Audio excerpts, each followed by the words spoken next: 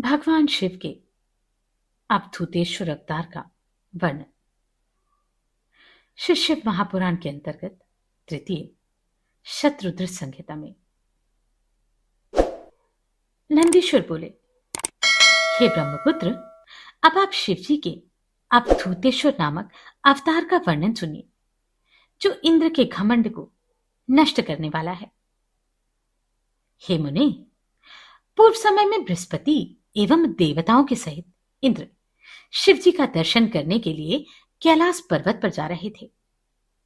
अपने दर्शन के लिए निरचित वाले बृहस्पति तथा इंद्र को आते जानकर उनके भाव की परीक्षा करने के लिए नाना प्रकार की लीला करने वाले प्रभु शिव जी दिगंबर, महाभीम रूप तथा जलती हुई अग्नि के समान प्रभाव वाले अवधूत के रूप में स्थित हो गए।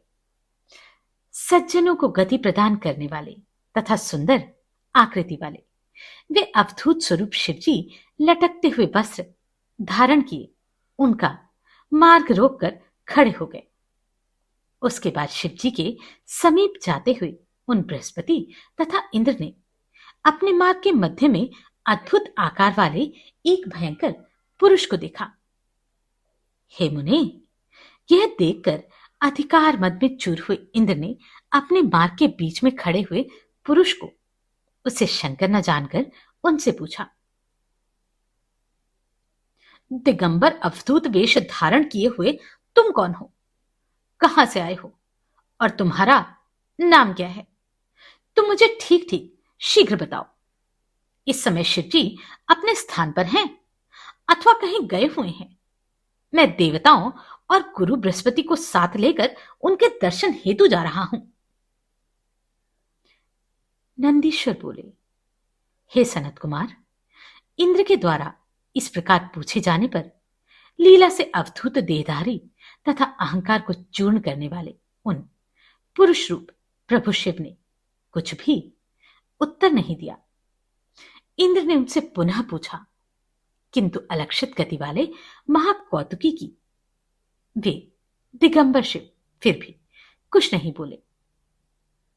जब त्रिलोक के अधिपति स्वराट इंद्र ने पुनः पूछा तो भी महान लीला करने वाले वे महायोगी मौन ही रहे। इस प्रकार बारंबार इंद्र के द्वारा पूछे जाने पर भी दिगंबर भगवान शिव जी इंद्र का गर्व नष्ट करने की इच्छा से कुछ न बोले। तब तीनों लोगों के ऐश्वर्य से गर्वित इंद्र को बड़ा क्रोध उत्पन्न हुआ और उन्होंने क्रोध से उन जटाधारी को धमकाते हुए कहा, रे मूढ़, रे दुर्मते, तुमने मेरे पूछने पर भी कुछ भी उत्तर नहीं दिया, इसलिए मैं इस वज्र से तुम्हारा वध करता हूं।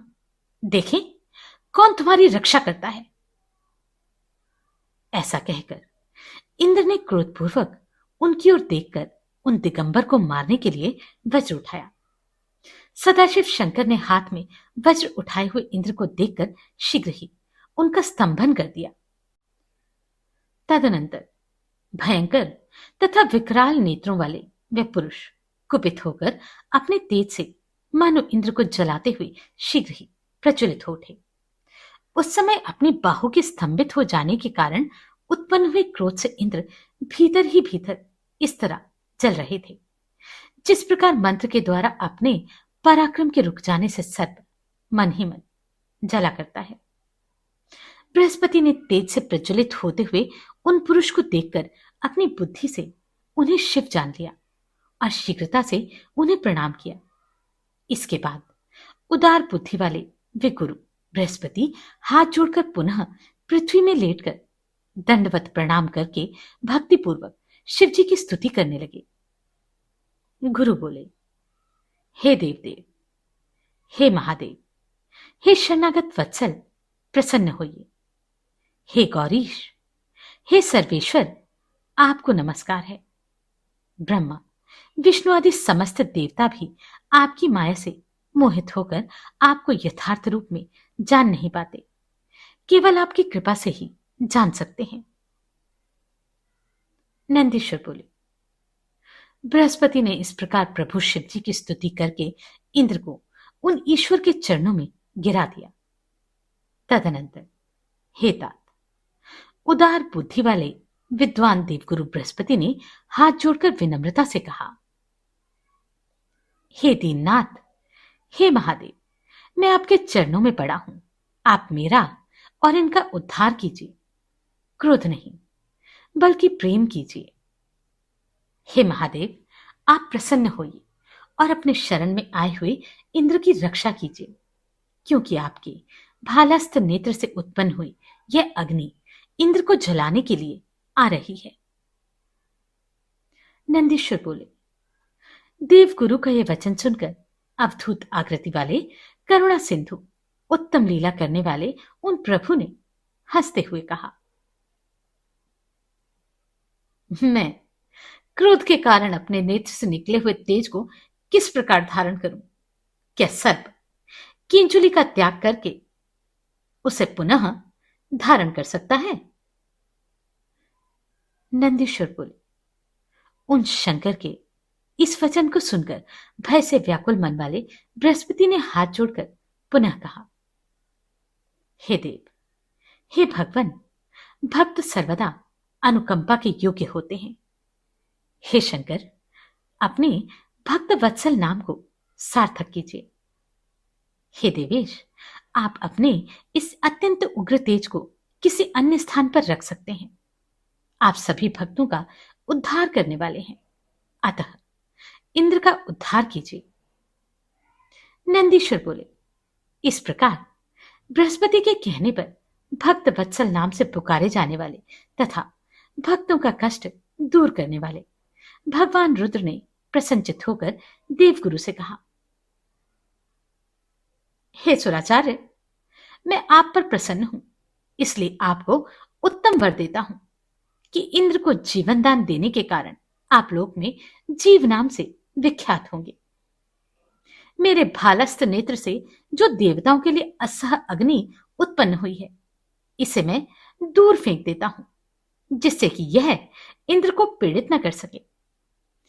ऐसा कहकर शिवजी ने अपने भालस्थ नेत्र से उत्पन्न हुई उस अद्भुत अग्नि को हाथ में लेकर लवण समुद्र में फेंक दिया। तत्पश्चात शिव के भाल नेत्र से उत्पन्न वह तेज जो लवण समुद्र में फेंका गया था, शीघ्र ही बालक रूप में परिणत हो गया। वही बालक समुद्र का पुत्र तथा समस्त असुरों का अधिपति होकर जलंधर नाम से विख्यात हुआ। फिर देवताओं की प्रार्थना से प्रभु शिवजी ने ही उसका वध किया। लोक कल्याणकारी शिवजी अवधूत रूप से इस प्रकार का सुंदर चरित्र कर पुनः अंतर्धान हो गए और सभी देवता सुखी तथा निर्भय हो गए। बृहस्पति और इंद्र भी भयमुक्त होकर अत्यंत सुखी हो गए। जिनका दर्शन करने हेतु इंद्र और बृहस्पति जा रहे थे, उनका दर्शन प्राप्त कर वे कृतार्थ हो गए और प्रसन्नतापूर्वक अपने स्थानों को चले गए। हे सनत कुमार, मैंने दुष्टों को दंड देने वाले तथा परमानंददायक परमेश्वर शिव जी के अवधूतेश्वर नामक अवतार का वर्णन आपसे कर दिया। यह आख्यान पवित्र, दिव्य, यश को बढ़ाने वाला, स्वर्ग, भोग और मोक्ष देने वाला तथा संपूर्ण मनोरथों को पूर्ण करने वाला है। जो स्थिर चित्त हो, प्रतिदिन इसे सुनता अथवा सुनाता है, वह इस लोक में सभी सुखों को भोग कर अंत में शिव की गति को प्राप्त करता है। इस प्रकार शिव महापुराण के अंतर्गत तृतीय शत्रुद्र संहिता में अवधूतेश्वर अवतार की कथा संपूर्ण हुई। नमस्कार, मैं आभा शर्मा जावास। अगर आपको ये प्रश्न सराहनीय लगे तो आप कंट्रीब्यूट कर सकते हैं।